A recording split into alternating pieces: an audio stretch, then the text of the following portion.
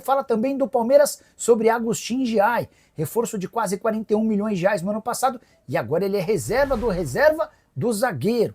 Carlo Ancelotti colocando um ponto final nas especulações sobre seleção brasileira e muito mais. Bora começar o vídeo com aquele tradicional giro de notícias, e a primeira informação vem de um discurso de Memphis Depay, gravado pela Corinthians TV, antes da segunda partida final do Campeonato Paulista contra o Palmeiras. O Memphis fala sobre uma série de coisas e durante seu discurso classifica o gramado do Allianz Parque como um campo de merda.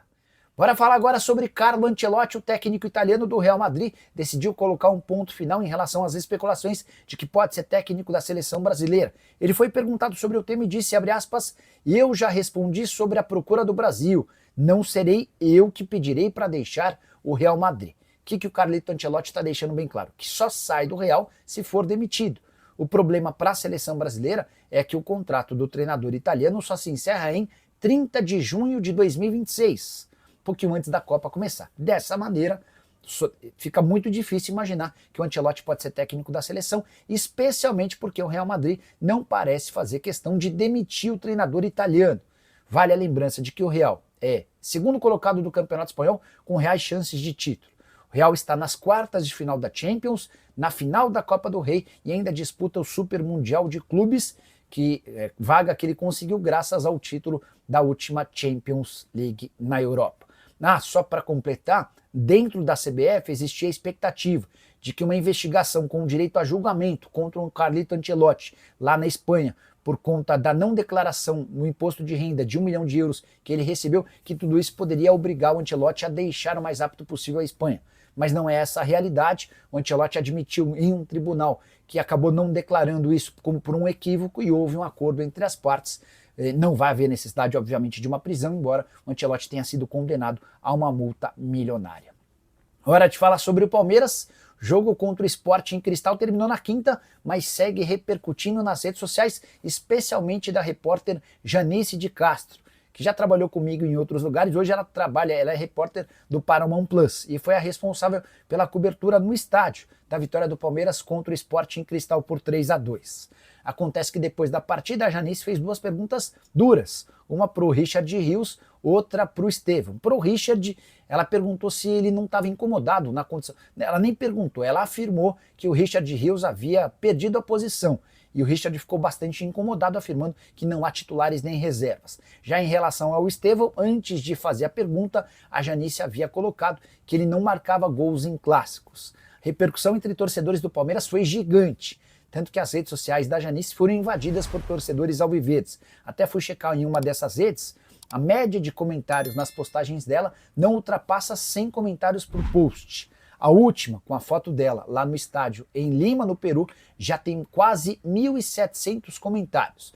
Grande parte de torcedores do Palmeiras reclamando, mas bastante gente a elogiando pela coragem e firmeza nas perguntas.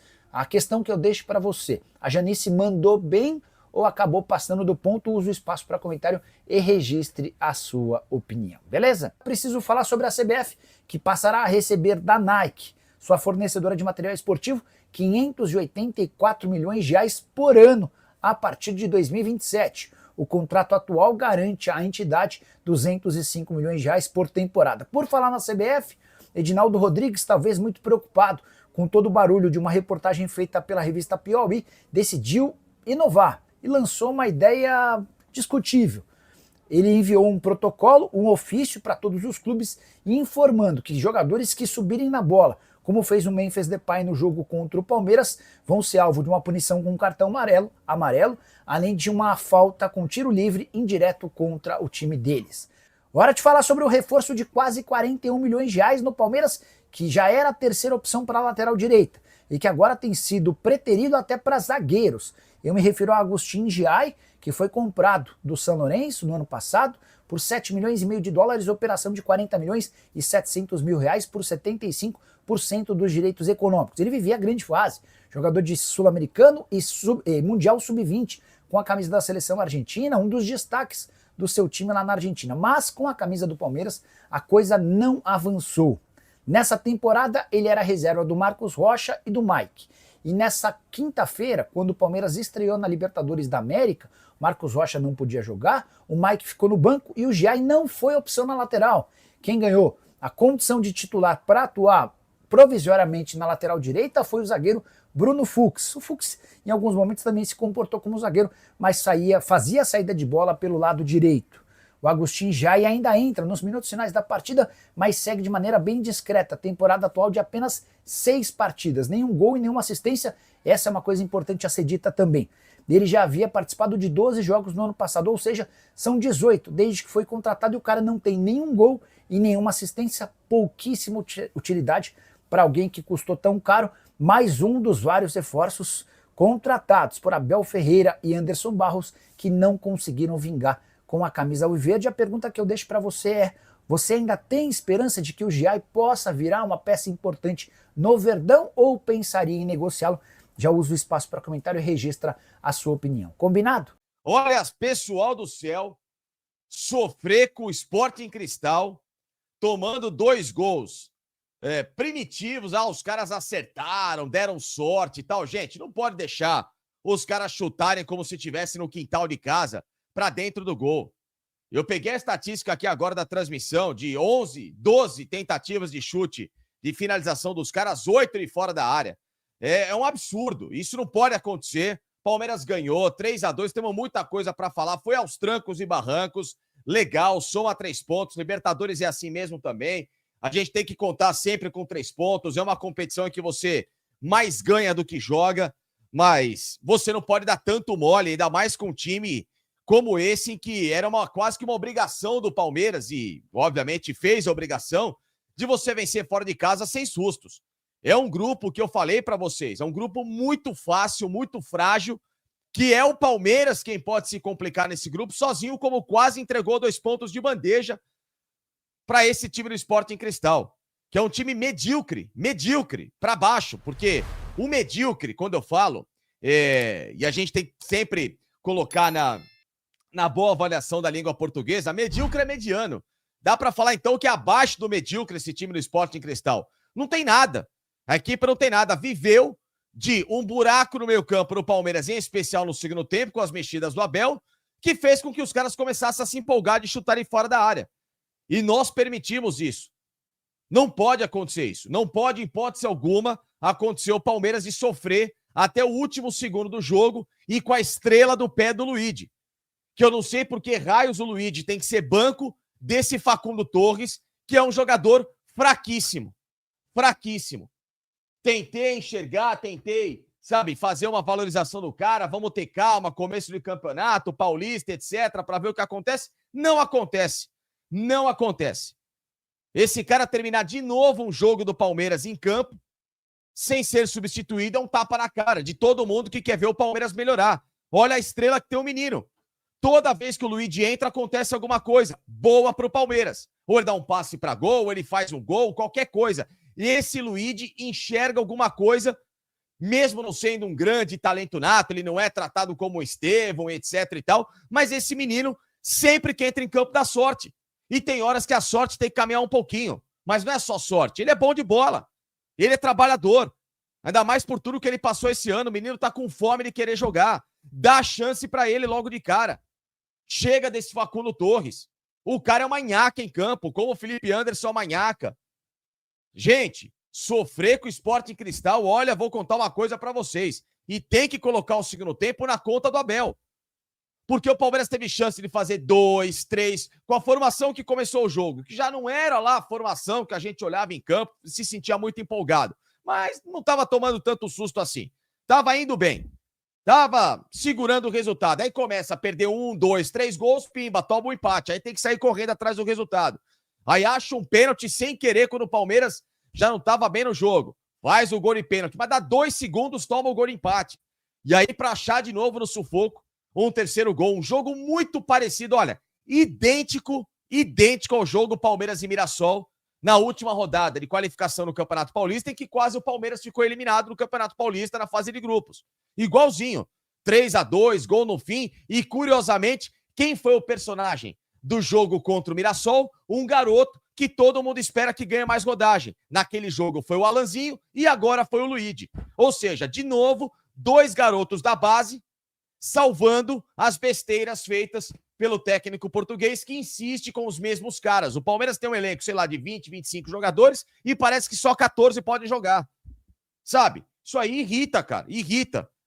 Eu adoraria fazer uma live 2-0, 3-0. Puta, finalmente jogamos bem, mas tem que fazer uma live nesse tom de novo. Porque é impressionante. Olha, vou contar uma coisa pra vocês. Espero, se bem que vai ser difícil, espero, né? A gente só tem esperança utópica, porque pensar que o Abel vai sair desse tipo de amarra que ele está, não mexe na estrutura do time, quando tenta mexer, mexe completamente equivocado, né? Quando não é pra mexer na estrutura, o cara mexe e faz besteira. Poxa, gente, que sofrimento do cacete. Mas enfim, estamos aqui pra isso, do jeito que tá, vai ser sofrida também. Vai ser sofrida, porque o Palmeiras consegue um resultado, mas não consegue sobrar, gente. E era um jogo pra sobrar. Era um jogo pra jogar um pouco mais. Um pouco não, muito mais, porque, repito, o time dos caras, você olhava em campo, não tinha nada. Era o Palmeiras quem ofertou o meio campo de novo. Ó, vem cá, Sport Cristal, chuta daí que, né, tento me garantir daqui. Mas o senhor do Everton também tá numa fase em que chuta da onde chuta entra também, né, o Everton? Tá brincadeira também, viu, Everton? Também chuta da onde for, a bola tá entrando. É no ângulo, é no canto, é no alto, é no meio. Pelo amor de Deus também, hein? Ô, zica do caramba também que tá o Everton. Bom, enfim, muitos superchats já na tela aqui também. Já começando aqui, ó, com o João Vitor Marcondes de Siqueira, mandando 54,90 para começar bem, começar daquele jeito. Jacaré Everton, bateu, entrou. Ou seja, ele já tá criticando o Everton. O João Vitor aqui preocupado, lógico, porque o jogo também se desenhou muito nessa parte. A única coisa que fez o Sport Cristal foi, não dá pra chegar na área, eu vou chutar de longe. Chutou, achou 2 gols. Não pode ser assim também, né? Um time como o Palmeiras, levar 2 burdoadas dessa de fora da área é complicado. Vamos lá aqui, ó. Por mais Piquerez, Facundo Torres. Você viu o que de Facundo Torres, meu amigo, no jogo? Que jogo você viu, meu caro Augusto? Você me desculpa. Lucas Evangelista, concordo. Piquerez, concordo. Facundo Torres, aonde nessa lista? Pelo amor de Deus, cara. Tá louco. Robinson de Souza aqui, ó, não jogamos bem. Adversário definhou fisicamente no segundo tempo e ainda assim tomamos 2 golaços dos caras. Enfim, chegou um camisa 8 no elenco. Aliás, muito boa partida do Mikael. O elogio aqui do Robinson de Souza também. Vamos lá. Danilo Posse aqui, ó. Ainda vamos morrer do coração, mas a postura é essa de hoje. Acreditar até a última bola. Pelo menos isso, né? Pelo menos isso. Pelo menos Libertadores é assim. Acorda, Palmeiras. Começa Libertadores. É assim. Libertadores também tem que se ganhar em muitas vezes os jogos, não é só jogar a partida, mas obviamente, né, quando eu falo ganhar em relação a jogar, tem jogo que você precisa demonstrar um desempenho seguro para quando pegar um adversário melhor e você igualar ou esse adversário te igualar, você buscar justamente como foi até o último segundo o gol da vitória, tá bom? Torcida palmeirense, se liga que tem novidade importante no Verdão. O Palmeiras finalizou neste sábado os últimos ajustes para o duelo contra o Sport, pela segunda rodada do Brasileirão, e o técnico Abel Ferreira ganhou reforços importantes, e também uma dor de cabeça boa. Com o retorno de Rafael Veiga e Aníbal Moreno, o treinador agora precisa decidir se mantém Felipe Anderson, que foi bem na última partida, ou se volta com Veiga ao time titular. E tem mais, Marcos Rocha iniciou transição e já dá sinais de que está próximo do retorno. Neste vídeo, a gente vai te mostrar como está o provável time, o clima na academia de futebol e o que esperar desse confronto de domingo. Então já mete o dedo no like, se inscreve no canal e vem com o maior campeão do Brasil. O grande destaque do treino deste sábado foi o retorno de Rafael Veiga. O meia está recuperado e fica à disposição de Abel Ferreira para o jogo contra o Sport.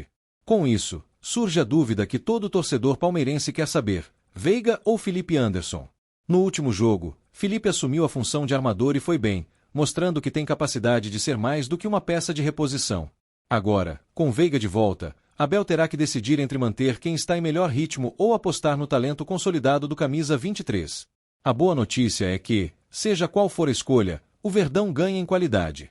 Outro ponto positivo no treino foi ver Marcos Rocha em campo, ainda que separado do grupo. O lateral direito iniciou sua transição física e começa a dar sinais de recuperação. Ainda não será relacionado para enfrentar o Sport, mas o retorno está próximo, e isso anima a comissão técnica.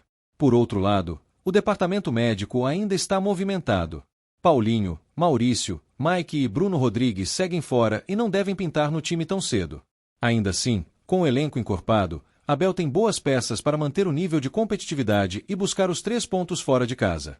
A provável escalação do Palmeiras contra o Sport deve ser a seguinte: o Everton no gol, Bruno Fuchs, Gustavo Gomes e Micael formando a linha de zaga, Piquerez na lateral esquerda, no meio, Emiliano Martinez, Lucas Evangelista e Rafael Veiga, ou Felipe Anderson, dependendo da escolha de Abel, e no ataque, Estevão, Facundo Torres e Vitor Roque. Um time com equilíbrio, força defensiva e qualidade na criação. O Verdão vai em busca da sua primeira vitória no Campeonato Brasileiro depois do empate com o Botafogo, e esse é o momento de mostrar força, mesmo fora de casa. Família Alviverde, o clima no Palmeiras é de confiança. O elenco está encorpado, Abel tem opções no meio-campo e a expectativa é de um time mais agressivo para conquistar a primeira vitória no Brasileirão. O Sport não vai ser um adversário fácil, mas se o Verdão jogar com a intensidade e a organização que conhecemos, tem tudo para trazer os 3 pontos de volta para casa. E você, torcedor, colocaria Veiga direto no time ou manteria Felipe Anderson? Comenta aqui embaixo, fortalece com like e compartilha esse vídeo com outros palmeirenses. Aqui é Palmeiras, é raça, é qualidade, é gigante. Avante, meu Verdão!